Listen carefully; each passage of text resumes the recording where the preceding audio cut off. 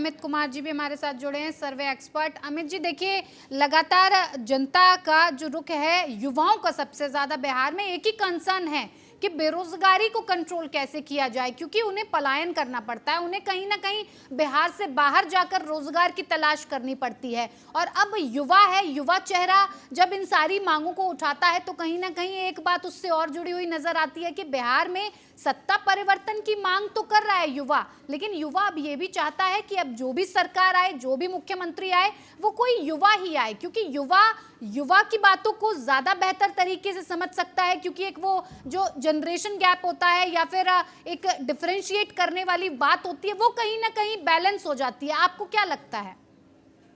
देखिए वक्ता, मैं बताऊं आपको कि जब हम लोग सर्वे किए थे, हाँ। तो उस समय ये बड़ा स्पष्ट हो गया था बात कि बिहार में इस वक्त जो युवाओं की पहली पसंद है वो तेजस्वी यादव है। हाँ। 46% युवाओं की पसंद तेजस्वी यादव है, बिल्कुल। बाकी के 54% में और लोग हैं। हाँ।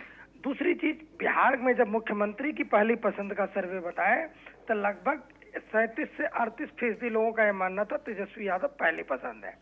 कंटिन्यूअस ग्राफ हम लोगों ने मतलब आपके चैनल पे तो हम लोग 2 बार दिखाए हैं, बिल्कुल। लेकिन वैसे हम लोग वीकली इसकी मॉनिटरिंग कर रहे हैं कि क्या ट्रेंड है। लेकिन मैं आपको बताऊं कि इस वीक में आज जैसे फ्राइडे है, तो जो राहुल गांधी ने यात्रा शुरू करी संडे से, उस यात्रा का आज जो ग्राफ देखें तो महागठबंधन का ग्राफ इंक्रीज हुआ है, इसमें कोई डाउट नहीं है। जो युवाओं का है, जो भीड़ है, वो युवाओं की पहली पसंद तेजस्वी यादव है।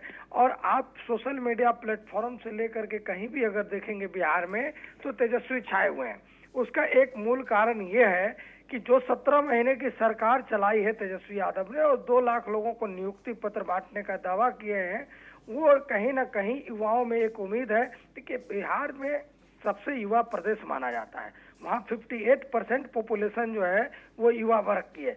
लेकिन बिहार की सबसे बड़ी विडंबना है कि इतने सारे आईएएस को पैदा करने वाला बिहार आज भी विकास की उम्मीद में लगा हुआ है। बिल्कुल।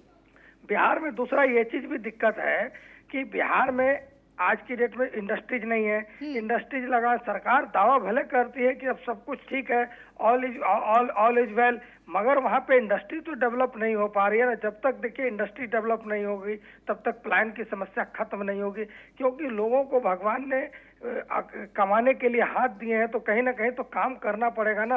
राहुल गांधी जी ने भी नारा दिया था हर हाथ को तरक्की, लेकिन वो उतना कामयाब नहीं हो पाया, क्योंकि देखिए जनता अब ये समझ गई है कि अब बातों से काम नहीं चलेगा, अब काम से काम चलेगा। इसीलिए चाहे कांग्रेस की गठबंधन सरकार हो, चाहे एनडीए की सरकार हो, जिसकी भी सरकार हो, उसको अब जमीनी स्तर पे जाके काम करना पड़ेगा। बिहार में बेरोजगारी एक बहुत गंभीर समस्या और बड़ी मुद्दा है, पलायन एक बहुत बड़ा मुद्दा है, लोगों की गरीबी एक बहुत बड़ा मुद्दा है, बाढ़ जो है आता है हर साल कई लाख लोगों की फसलें नष्ट कर देता है, वो भी एक मुद्दा है।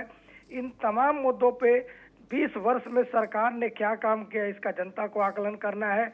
और तेजस्वी यादव जो 17 महीने का सरकार चलाए हैं, उनने क्या किया, और अगर उनको सत्ता की चाबी दी जाती है तो वो क्या कर पाएंगे, ये इसमें लोगों की वोटरों की सोच और इसमें वोट बात होगी। और ये बिहार चुनाव जब होंगे और जब इसका परिणाम सामने आएगा तो ये साफ हो पाएगा कि जोर तो हर तरफ से लगाया गया, जोर तो विपक्ष ने भी लगाया यात्रा के जरिए, जोर तो एनडीए ने भी लगाया तमाम सौगातें देकर, जोर प्रशांत किशोर ने भी लगाया और जोर तेजस्वी यादव भी लगा रहे हैं। लेकिन सत्ता की चाबी या फिर बिहार की गद्दी का राज तिलक पर होने के बाद कौन उस पर विराजमान होगा, ये बहुत बड़ी बात है।